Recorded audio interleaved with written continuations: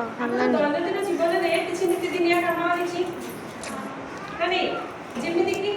ଆମେ କ'ଣ ପ୍ରତିଦିନ ସକାଳୁ ଉଠିଲେ ଆମେ କ'ଣ କରୁଛେ ମୁହଁ ଧୋଉଛେ ବ୍ରସ୍ କରୁଛେ ହେଲା ଆମେ କ'ଣ କରୁଛେ ବ୍ରସ୍ କରୁଛେ ଆମେ କିଛି ଟିଫିନ୍ କରିକି ପାଠ ପଢୁଛେ ବିଦ୍ୟାଳୟ ଯାଉଛେ ନାଇଁ ବିଦ୍ୟାଳୟରେ ଆସିଲେ ପୁଣି ଖେଳୁଛେ ପୁଣି ଗୋଡ଼ ହାତ ଧୁଆଧୁଇ କରି ପୁଣି ପ୍ରାର୍ଥନା କରୁଛେ ପୁଣି ଖାଦ୍ୟ ଖାଇକି ପୁଣି ଶୋଉଛେ ଏମିତି ଆମର କିଛି ନୀତିଦିନିଆ କାମ ରହିଛି ହେଲା ଆଜି ଆମେ କ'ଣ କରିବା ସେମିତି କିଛି ନୀତିଦିନିଆ ଆଜି ଏଠି ଆକ୍ଟିଭିଟି କରିବା ହେଲା ଏଇ ଚିଟ୍ ଗୁଡ଼ାକରେ କିଛି ସେମିତି ଆକ୍ଟିଭିଟି ରହିଛି ଯେମିତି ପାଠ ପଢ଼ିବା ପ୍ରାର୍ଥନା କରିବା ସେମିତି କିଛି ଲେଖା ରହିଛି ହେଲା ତମେ କ'ଣ କରିବ ନା ଜଣେ ଜଣେ ଚିଟ୍ ଉଠେଇବ ଯାହା ଲେଖା ହେଇଥିବ ତମେ ଯାଇକି ସେଠି ଆକ୍ସନ୍ ହେଲା ଏଠି ଆକ୍ସନ୍ କରିବ ଠିକ୍ ରେଡି ଠିକ୍ ଅଛି ପ୍ରଥମେ କିଏ ଉଠେଇବ ଠିକ୍ ଅଛି ମୋର ଗୋଟେ କ'ଣ ଲେଖା ହେଇଛି ଯାହା ଲେଖାଯିବ ସେଇଭଳିଆ ଆକ୍ଟିଂ କରିବ ପଢ଼ିବାକୁ ଲେଖାଦେଲେ ପଢ଼ିବା ଆକ୍ଟିଂ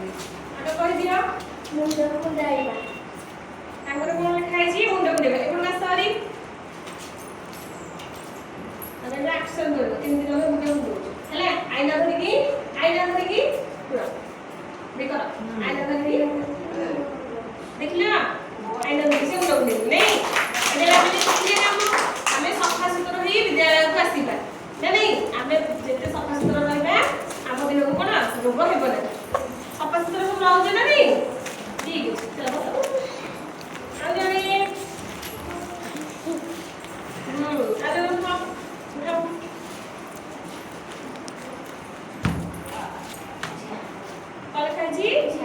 ଖାଦ୍ୟ ଖାଇବା ଆମେ ଖାଇବାକୁ ଗଲେ ଆମେ କ'ଣ କରୁଛ ଆମକୁ କରିକି ଦେଖେଇବ ହେଲେ ଆସ ଖାଦ୍ୟ ପୂର୍ବରୁ ଖାଇବା ପୂର୍ବରୁ ହାତ ଧୋଉଛେ ହାତ ଦେଖ ହାତ ଧୋଇଲେ ହାତ ଧୋଇଲେ ଦେଖ ତାପରେ ଆସନ ପକଉଛେ କି କରୁଛେ ଖାଦ୍ୟ ଖାଉଛେ ହେଲେ ଆସନ ବସିକି ଖାଦ୍ୟ ଖାଇବ ଆଉ ଖାଇବା ପୂର୍ବରୁ ହାତ ଧୋଇବ ଖାଇବା ପରେ ହାତ ଧୋଇବ ଠିକ୍ ଅଛି ଆଉ ଜଣେ ଖାଅ କ'ଣ ଲେଖା ହେଇଛି ତମର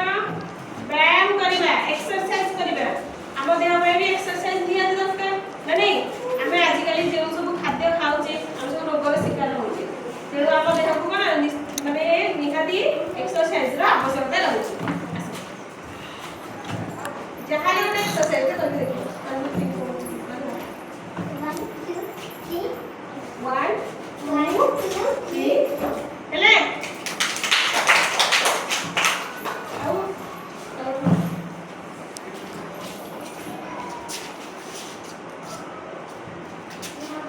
ମୁହଁ ଧୋଇବା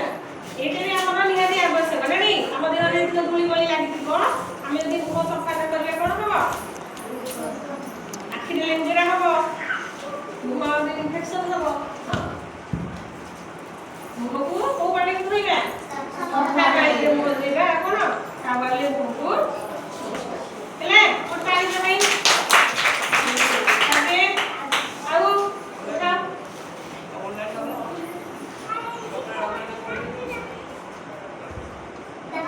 ଦାନ୍ତ ଘଷିବା ସେଟା ବି ନିହାତି ଆବଶ୍ୟକ ଦାନ୍ତ ଘଷିଲେ କ'ଣ ହେବ ଆମେ ଯେଉଁ ଖାଦ୍ୟ ଖାଉଛେ ସେ ଦାନ୍ତ ମୁହଁରେ ସବୁ ଲାଗିଯିବ ସେ ସବୁ ପଚିକି କ'ଣ ହେବ ପାଟି ଗନ୍ଧେଇବ ଦାନ୍ତ ପକାଇବ ଆମକୁ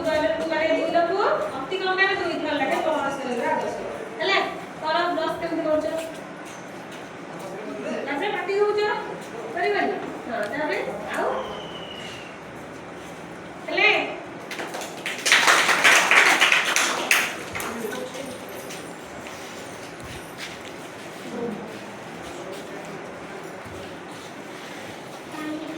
ପାଣି ପିଇବା ସେଟା ବି ଆମ ପାଇଁ ନିହାତି ଆବଶ୍ୟକ ଆମ ଦେହରେ ପାଣିର ପରିମାଣ କମିଲେ କ'ଣ ହିମୋଗ୍ଲୋବିନ୍ ଅଭାବ ହେବ ଆମର ରୋଗ ବି ହେବ ହଁ ଆମେ କ'ଣ ଦିନକୁ କେତେ ପାଣି ପିଇବା 8 ରୁ 10 ଗ୍ଲାସ ମିନିମମ୍ ପାଣି ପିଇବ ଅତି କମ୍ ହେଲା ତାପରେ ଆଉ କି ରହିଲା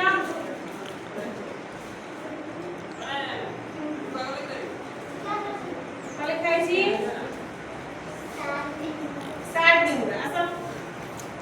ସାର୍ଟ କେମିତି ପିନ୍ଧୁଛ ପରିଷ୍କାର ପୋଷାକ ସବୁବେଳେ ପିନ୍ଧିବ ହେଲା ପୋଷାକ ମଇଳା ହେଲେ ମାମାମାନଙ୍କୁ କହିବ ସଫା କରିକି ପରିଷ୍କାର ପୋଷାକ ପିନ୍ଧିବ ସବୁବେଳେ। ବିଦ୍ୟାଳୟକୁ ଆସିଲା ବେଳେ ସବୁବେଳେ